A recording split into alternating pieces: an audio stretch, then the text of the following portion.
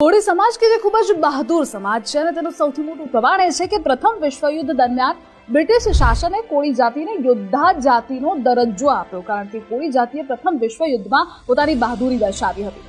કોળી જ્ઞાતિના ઈષ્ટદેવ માંધાતાજીની 25મી પેઢીએ શ્રી રામ થઈ ગયા.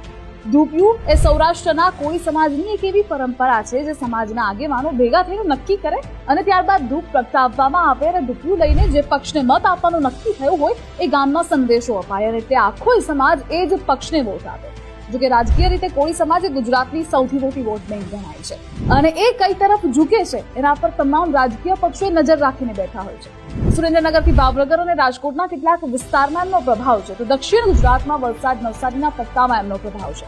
ગુજરાતના કોળી સમાજમાં અનેક પેટા વિભાગો છે. તળપદા કોળી કે જેઓ તળપદાના રહેવાસી કહેવાય છે તેના 22 વિભાગો છે, જ્યારે ચુવાડિયા કોળી ચુવાડના રહેશ કે જે 44 ગામોનો ગોળ કહેવાય છે તેની 21 શાખાઓ છે, પેટા જ્ઞાતિઓ છે.